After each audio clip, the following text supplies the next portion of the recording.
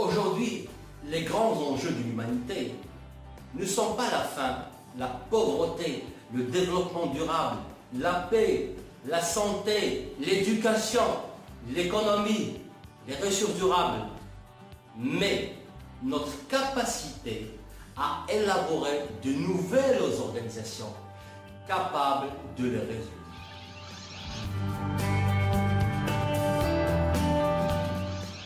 Les équipes de travail doivent se coordonner en faisant plus appel à leur instinct et leur intuition qu'à leur réflexion.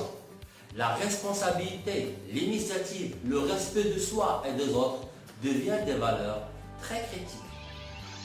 Il est donc important pour le groupe de réfléchir non seulement au plan d'action permettant d'atteindre des objectifs, mais également au mode de fonctionnement de l'équipe. D'où l'importance d'instaurer une intelligence collective de groupe. Autrement, c'est réfléchir sur notre manière de réfléchir ou sur notre manière de fonctionner.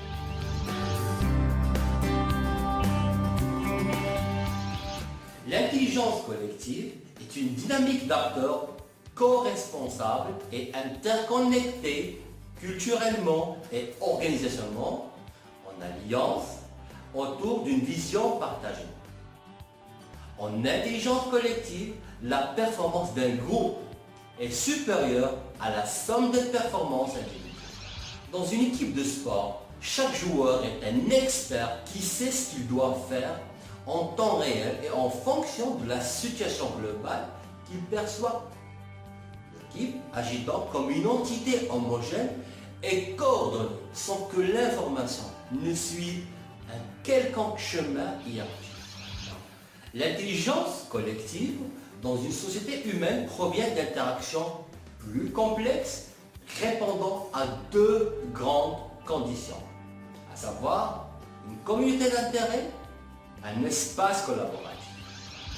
Une communauté d'intérêts, c'est-à-dire une adhésion fondée sur des buts communs, une confiance mutuelle entre les membres, des règles tacites et explicites identiques pour tous les membres.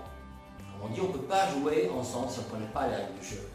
Chacun est expert dans son domaine et la répartition des rôles est fondée essentiellement sur la complémentarité des compétences. Une gestion collective où chacun est responsable de sa propre action et que les décisions stratégiques sont basées sur le vote ou le consensus. La deuxième condition, un espace collaboratif, c'est-à-dire un réseau de communication permettant l'interaction entre tous les membres, des interfaces qui facilitent la coordination des actions, notamment les procédures, les normes, les standards, un système d'information permettant l'accès à l'information en temps réel par l'ensemble de la communauté, un système de régulation tel que l'évaluation, le contrôle, l'optimisation, la correction des erreurs, et surtout un partage d'expériences et de pratiques favorisant l'émergence d'une conscience commune. Les limites de l'intelligence collective, comme on dit, d'un femme ne font pas un enfant en un mois. Oui, l'intelligence collective peut avoir des défaillances. Entre autres, on peut citer la limite numérique. Seul un nombre limité d'individus peut interagir efficacement. Au-delà d'une taille critique, on parle de 18-20 personnes maximum. On atteint un niveau trop élevé de complexité qui génère plus de bruit que de résultats effectifs. Également, les décisions de groupe où les membres n'osent pas dire ce qu'ils en pensent. Et l'avis des experts sans conséquence face à l'opinion d'un groupe dont les individus se trompent, ou au contraire, les participants acceptent sans réflexion l'avis d'experts.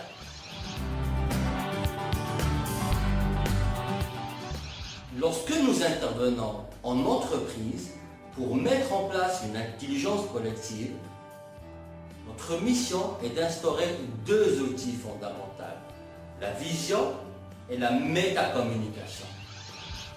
La vision, c'est quoi? La vision est un processus dynamique. C'est un rêve individuel et collectif qui transcende les chiffres. La vision a le double intérêt, a le double rôle, c'est de nourrir l'imaginaire collectif dans l'espace et l'action collective dans le groupe.